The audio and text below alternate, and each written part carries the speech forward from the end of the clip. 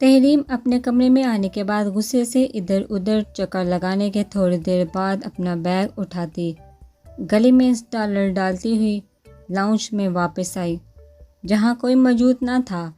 بات سنو مما، میرا پوچھیں تو بتا دینا، میں ہاسپٹل جا رہی ہوں۔ تحریم نے گھر سے نکلنے سے پہلے ملازمہ سے کہا۔ وہ تیزی سے گھر سے نکل گئی۔ وہ ہسپتال کا نام جانتی تھی، اس وجہ سے اسے زیادہ مشکل نہ ہوئی نور کے پاس پہنچنے پر۔ وہ اس وقت نور کے پاس اس کے کمرے میں موجود تھی، جبکہ مینا کو وہ پہلے ہی کمرے سے باہر بھیج چکی تھی۔ اس نے جھک کر نور کے سر کو محبت سے چوما اور اس کے قریب بیٹھ کر اسے تکنے لگی، جبکہ نور کی حالت دیکھ کر وہ اب اپنے یہاں رکنے کے فیصلے پر اور اڑ گئی تھی۔ اس نے بھیگی آنکھوں کے ساتھ نور کو دیکھا اور کمرے میں ڈرپ بدلنے آنے والی نرس سے پوچھا، اسے ہوش کب آئے گا؟ تھوڑی دیر تک آ جائے گا میم، نرس نے جواب دیا تو وہ سر ہلا کر رہ گئی۔ اس نے نرس کے کمرے سے جانے کے بعد نور کا ہاتھ مضبوطی سے اپنی گرفت میں لیا اور اس کے ہاتھ کی پشت پر آہستہ سے اپنے لب رکھے۔ اس کی نظر اچانک نور کی کلائیوں پر پڑی۔ اس نے نور کا بازو پکڑ کر دیکھا تو وہاں نشان دیکھا۔ اس نے ضبط سے اپنی آنکھیں مینچی تھی۔ اس نے جھک کر اس کے نشان پر اپنے لب رکھے تھے، جبکہ اس کی آنکھوں سے 2 آنسو ٹوٹ کر گرے تھے۔ اس نے اسی وقت خود سے عہد کر لیا تھا کہ وہ نور کا بدلہ لیے بغیر یہ شہر چھوڑ کر نہیں جائے گی۔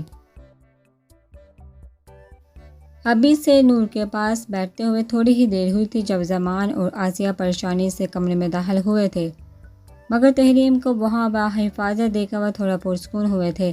آسیہ نور کے پاس آئی تھی اور جھک کر اس کا ماتھا چوم کر اس کے قریب ہی موجود اسٹول پر بیٹھ گئی جہاں اسے ابھی تحریم اٹھی تھی۔ زمان نے تحریم کو سختی سے گھورا اور خود کو کچھ بھی کہنے سے باز رکھا۔ نور کے پاس آیا اور اس کے سر پر شفقت سے ہاتھ رکھنے کے بعد تحریم کے پاس آیا اور اس کو بازو سے پکڑ کر تقریباً گھسیٹ کر کمرے سے باہر لے گیا تھا۔ تحریم، مجھے اپنی ماں کو زیادہ تنگ کرنے کی ضرورت نہیں، اور یہ جو تم مجھے بتائے بغیر گھر سے نکل آئی ہو، آئندہ کے بعد ایسا کیا تو تمہارے لیے اچھا نہیں ہوگا۔ زمان برہم انداز میں تحریم سے مخاطب ہوا جو چپ چاپ کھڑی زمین کو گھور رہی تھی۔ میں تم سے بات کر رہا ہوں تحریم۔ تحریم کو کوئی جواب دیتا نہ دیکھ کر زمان جھنجھلا کر بولا۔ بابا بھی تحریم کچھ کہتی کہ کمرے کے اندر سے چیخنے کی آوازیں سن کر زمان اور تحریم دونوں جلدی سے کمرے میں داخل ہوئے تھے۔ چھوڑے مجھے، دور رہیں، نور روتے ہوئے چیخ رہی تھی، جبکہ آسیہ کو مسلسل اسے دور دھکیل رہی تھی۔ زمان کی آنکھیں نور کی حالت دیکھ کر بے ساختہ بھیگی تھی۔ نور دیکھو، یہ میں ہوں، تمہاری آپی تحریم۔ نور کی حالت دیکھ کر خود کو بمشکل سنبھالتی ہوئی اسے بچکار کر چپ کروانے لگی۔ دور ہو۔ نور کانپتی آواز میں اپنا سر گھٹنوں میں دیتی ہوئی بولی تھی۔ اینجل، میری جان، میری چھوٹی سی پیاری سی اینجل۔ تحریم آہستہ سے آسیہ کو فاصلے پر رکنے کا اشارہ کرتے ہوئے نور کے قریب جاتے ہوئے بولی۔ نور نے جانی پہچانی آواز سن کر آہستہ سے اپنا آنسو سے بھیگا چہرہ اٹھا کر تحریم کی جانب دیکھا اور تحریم کے قریب آتے ہی اس کے گرد اپنے بازو کا گھیرا ڈال کر اس کی گردن میں منہ دیے زاروکتار رونا شروع کر دیا۔ آپ کو میں نے بہت یاد کیا مگر آپ نہیں آئیں۔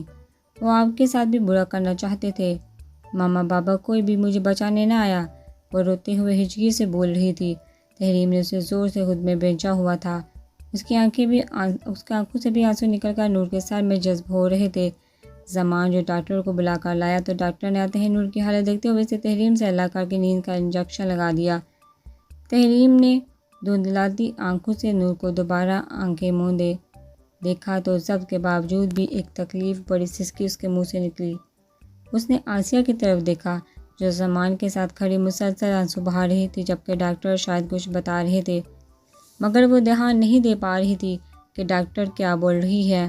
اس کے کان میں بس ایک ہی بات بار بار گونج رہی تھی، وہ آپ کے ساتھ برا کرنا چاہتے تھے۔ آپ کو میں نے بہت بلایا۔ نور کی باتیں بار بار اس کے کان میں گونج رہی تھی۔ اس نے ایک آخری نگاہ نور پر ڈالی اور آسیہ اور زمان کو دیکھے بغیر وہ چھوٹے چھوٹے قدم اٹھاتی کمرے سے باہر آ گئی اور کمرے کے باہری دیوار سے ٹیک لگا کر نیچے بیٹھ کر اپنا سر گھٹنوں میں دے کر رونے لگی۔ اس کے خیال میں نور کے ساتھ جو سب ہوا ہے اس سب کی ذمہ دار بہت تھی۔ اچانک اسے اپنا سانس رکتا ہوا وہ زمین سے اٹھتی ہوئی تیزی سے ہسپتال کے گھٹن زدہ ماحول سے باہر نکلنے لگی۔ وہ باہر آ کر گہرے گہرے سانس لینے لگی کوئی اس کے قریب آیا تھا۔ اس نے نظر اٹھا کر دیکھا تو افراہم عام حلیے میں بی اماں کے ساتھ اس کے پاس کھڑا تھا۔ بی اماں کو دیکھ کر اسے بے ساختہ اپنی دادو کی یاد آئی تھی۔ بی اماں، یہ سب میری وجہ سے ہوا ہے، میری ایک غلطی نے دادو کو مار دیا، نور کو اس حالت میں پہنچا دیا۔ وہ بی اماں سے لپٹ کر سسکی تھی۔ نہ میرے بچے، اس میں تمہاری غلطی نہیں ہے، یہ قسمت میں لکھا تھا۔ بی اماں اسے حوصلہ دیتے ہوئے بولی، بابا یہ رو کیوں رہی ہے؟ 3.5 سالہ مناحل عرف مانو نے معصومیت سے افراہم سے پوچھا تو تحریم نے بے ساختہ بی اماں سے لگ ہوتے ہوئے اسے دیکھا تھا۔ مانو دیدا کو چوٹ لگی ہے، اس وجہ سے وہ رو رہی ہیں۔ افراہم مانو کو ساتھ لگاتا ہوا محبت سے بولا۔ تحریم نے مانو کو دیکھا تو ہلکا سا مسکرانے کی ناکام کوشش کی۔ تحریم نے جھک کر مانو کو پھولا ہوا گال زور سے چوما اور اسے افراہم سے پکڑ لیا۔ تحریم، میں بی اماں کو اندر لے کے جا رہا ہوں، تب تک تم مانو کو اپنے پاس ہی رکھو، میں ابھی واپس آتا ہوں، مجھے تم سے ضروری بات کرنی ہے۔ افراہم تحریم سے بول کر بی اماں کو لے کر ہسپتال کے اندر چلا گیا۔ دیدا، اب آپ ٹھیک ہو؟ مانو نے افراہم کے جانے کے بعد تحریم سے معصومیت سے پوچھا۔ ہاں مانو، میں بالکل ٹھیک ہوں۔ تحریم آہستہ سے مانو کا ناک دبا کر بولی۔ تو مانو نے اپنا منہ بگاڑا، جسے دیکھ کر تحریم کے چہرے پر مبہم سی مسکراہٹ آئی تھی۔ اسے یہ معصوم سی گول مٹول بچی شروع سے ہی بے حد پسند تھی۔ وہ جانتی تھی کہ یہ افراہم کی اپنی بیٹی نہیں ہے، مگر پھر بھی وہ اسے بے حد پیار کرتا تھا۔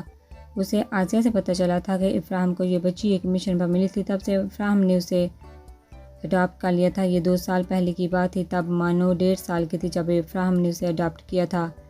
بابا بابا، افراہم کے پاس آتے ہی مانو اچھل کر اس کے پاس جانے کی کوشش کر رہی تھی۔ افراہم نے مانو کو پکڑ کر اس کے دونوں گالوں پر چٹا چٹ پیار کیا۔ اور مینا، جسے وہ بلا کر لایا تھا، اسے مانو کو پکڑایا تھا۔ مینا مانو کو پکڑ کر ان سے تھوڑی دور چلی گئی تھی۔ مجھے تم سے کچھ پوچھنا ہے تحریم۔ افراہم تحریم کے ساتھ ایک بینچ پر بیٹھتا ہوا دھیمی آواز میں بولا۔ کیا پوچھنا ہے شاہ بھائی آپ کو؟ تحریم نے سوالیہ انداز میں پوچھا۔ میں تم سے پوچھنا چاہتا ہوں، کیا واقعی تم کیس فائل کرنا چاہتی ہو؟ کیونکہ میرے خیال سے انکل تو تمہیں کبھی یہ نہیں کرنے دیں گے۔ افراہم تحریم سے بولا۔ پتہ نہیں بابا کو کیا مسئلہ ہے، مگر میں تب تک سکون سے نہیں بیٹھ سکتی جب تک میں اپنی بہن کے مجرموں کو سزا نہ دلوا دوں۔ تحریم افراہم کی طرف دیکھا بولی، ہم کچھ نہیں کر سکتے تحریم، یہ جو کچھ ہوا اس بارے میں ابھی تم مکمل کچھ نہیں جانتی۔ میرا یہی مشورہ ہے، تم پہلے زمان انکل سے ساری بات جان لو۔ افراہم سنجیدگی سے تحریم سے بولا۔ اصل بات جو بھی ہے مجھے آپ ہی بتا دیں شاہ بھائی۔ تحریم افراہم کی طرف مکمل متوجہ ہوتی بولی۔ یہ میری جگہ نہیں کہ میں تمہیں بتاؤں تحریم، مگر میرے خیال سے تمہیں بھی ساری حقیقت کے بارے میں پتہ ہونا چاہیے۔ مجھے بھی ساری بات صبح ہی انکل سے پتہ چلی ہے۔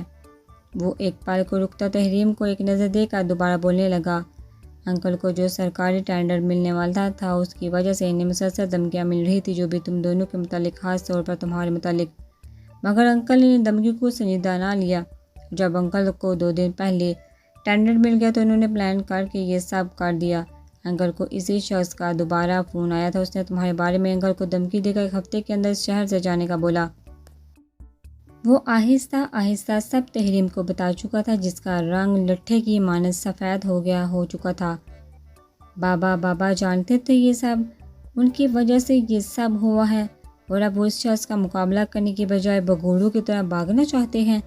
وہ اذیت سے ہنسنے کے بعد تلخی سے بولی۔ تحریم، انکل کی غلطی ہے، مگر اتنی نہیں جتنی تم سمجھ رہی ہو، اور رہی بات جس شخص نے یہ کیا ہے وہ بہت طاقتور ہے۔ افراہم تحریم سے سنجیدگی سے بولا، جس کے چہرے پر ابھی بھی تلخ مسکراہٹ قائم تھی۔ کس نے کیا ہے یہ سب شاہ بھائی؟ ایک بار وہ شخص مل جائے، میں اس کی بوٹی کر کے اس کے جسم کا ہر اعضا علیحدہ کر کے اسے اتنی تکلیف دوں گی کہ وہ مرنے کی بھیک مانگے گا، مگر میں اسے مرنے نہیں دوں گی۔ اس نے پوچھنے کے بعد افراہم کو اپنے ارادے سے آگاہ کیا۔ یہ سب اتنا آسان نہیں تحریم، وہ معمولی انسان نہیں، وہ جبران شہوار ہے، مشہور سیاستدان شہوار سکندر کا اکلوتا بیٹا۔ افراہم تحریم سے بولا۔ سے تحریم کے ارادے سن کر حیرانی ہوئی تھی، مگر وہ خود کو جلد ہی سنبھال گیا تھا۔ وہی شخص ہے نا جبران شہوار، جس کی آج کل کافی نیوز بھی آ رہی ہے؟ وہ کمینہ، اس سے اتنی اذیت دوں گی کہ وہ زندہ ہی نہیں بچے گا کہ دوبارہ کسی لڑکی کو زبردستی چھو بھی سکے۔ اور آپ یہ مت سمجھیے گا یہ سب باتیں میرا خیالی پلاؤ ہے، میں جلد ہی آپ کو یہ سب سچ کر کے دکھاؤں گی۔ وہ افراہم سے سنجیدگی سے بول کر اپنی جگہ سے اٹھی اور مانو کے گال چوم کر ایک عزم سے اندر گئی، جبکہ افراہم کی نگاہوں نے دور تک تحریم کا پیچھا کیا تھا۔ اب اسے سمجھ نہیں آ رہی تھی اس نے تحریم کو سب کچھ بتا کر صحیح کیا یا غلط۔ زمان نے ڈاکٹر سے پوچھ کر نور کو گھر میں ہی شفٹ کروا لیا تھا، وہاں اس کا ہر چیز کا خیال رکھا جاتا تھا۔ ہر وقت نور کے ساتھ ہی ایک نرس رہتی تھی۔ نور کا نرس بریک ڈاؤن نہ ہو جائے اس لیے اسے زیادہ تو نیند کی دوائی دی جاتی تھی، مگر وہ جب بھی اٹھتی تھی تحریم ہمیشہ نور کے پاس ہی موجود ہوتی تھی۔ زمان نے آسیہ سے بول کر ساری ضرورت کی چیزیں پیک کروا لی تھی۔ وہ لوگ کل کراچی شفٹ ہو رہے تھے، انہوں نے اپنا کراچی والا ایڈریس بھی کسی کو نہیں دیا تھا، بلکہ وہ کسی کو بھی بنا بتائے اسلام آباد سے جا رہے تھے۔ رات کا وقت تھا جب زمان اور آسیہ کے ساتھ کھانا کھانے کے بعد تحریم ان کے پاس ہی لاؤنج میں بیٹھ گئی، کیونکہ زمان نے اس سے ضروری بات کرنی تھی۔ جی بابا، آپ نے کیا بات کرنی تھی؟ تحریم نے زمان سے پوچھا۔ تم نے اپنا سامان پیک کیوں نہیں کیا ابھی تک؟ تحریم، تم جانتی ہو کہ کل کو ہم نے یہاں سے چلے جانا ہے، پھر بھی ابھی تک تم نے اپنا سامان پیک نہیں کیا۔ جو بھی ضروری سامان ہے اسے پیک کر لو جا کر۔ زمان تھوڑا سا لہجے میں تحریم سے بولا، میں اپنا سامان پیک کیوں کروں بابا؟ مجھے کہیں نہیں جانا، میں نے آپ کو پہلے بھی بتا دیا تھا، اب بھی بتا رہی ہوں، اپنی بہن کا بدلہ لیے بغیر میں شہر کبھی بھی نہیں چھوڑ کر جاؤں گی۔ وہ سکون سے بولتی آسیہ زمان کا سکون غارت کر کے۔ تحریم، یہ کیا کہہ رہی ہو تم؟ آسیہ پریشانی سے بولی، میں تمہاری یہ فضول بحث نہیں سننا چاہتا۔ تحریم، جاؤ اور جا کر اپنا سامان پیک کرو۔ زمان غصے سے تحریم سے بولے، کبھی نہیں بابا، مجھے کہیں نہیں جانا۔ وہ سکون سے دوبارہ بولتی۔ زمان کو مزید تیش دلا گئی تھی۔ تحریم، میرے ضبط کو مت آزماؤ۔ زمان غصے سے غرایا، بابا کیا آپ کا دل نہیں کرتا آپ کی بیٹی کو انصاف ملے، آپ کی ماں کو انصاف ملے؟ تحریم نے اچانک سے زمان سے پوچھا، جو چیزیں ممکن نہیں ان کے بارے میں سوچنا بھی نہیں چاہتا۔ تحریم، یہ پاکستان ہے جہاں تمہیں انصاف نہیں ملے گا، بلکہ تمہاری عزت کو مزید تار تار کر دیا جائے گا۔ وہی لوگ جو کبھی تمہارے ساتھ اور بس بہت عزیز ہوں گے، وہ بھی تمہاری پرواہ نہیں کریں گے۔ زمان تلخ لہجے میں بولا، بابا مجھے انصاف لینا آتا ہے اور میں لے کر رہوں گی۔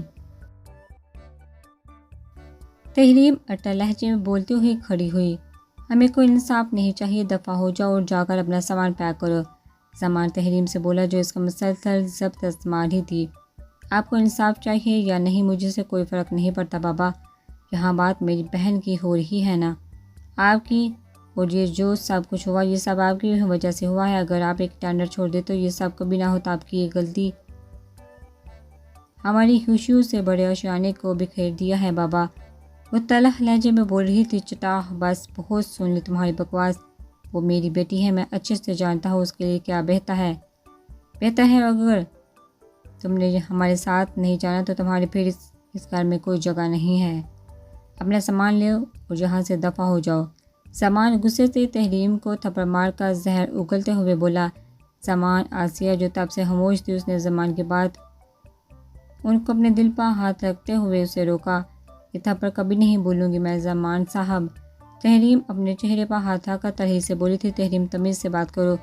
آسیہ نے تحریم کو ڈانٹا، جا رہی ہوں میں اس گھر سے، اب تب آپ کو اپنا چہرہ دکھاؤں گی جب اس جبران شہوار کو مار دوں گی، یہ میرا آپ سے وعدہ ہے۔ اور ہاں، پہلے تو آپ نور کی حفاظت نہ کر سکے، مگر اب ضرور کر لیجیے گا زمان صاحب۔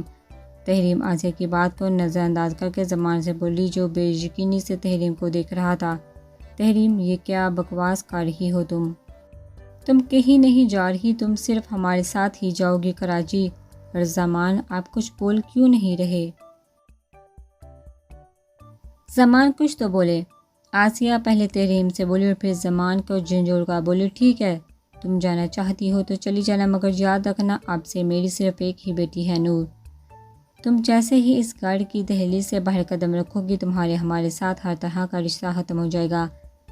زمان تحریم سے بولا، جو تلخی سے مسکرا کر اپنے کمرے میں گئی تھی اور اپنی ضرورت کی چیزیں جلدی سے پیک کر کے ساتھ والے کمرے میں جا کر نور کو ایک نظر دیکھ جو اس کا ماتھا چوم کر اپنا بیگ لے کر وہاں سے چلی گئی تھی، وہ نور سے اس کے ہوش میں نہ مل سکی، جس کا اسے بے حد افسوس تھا۔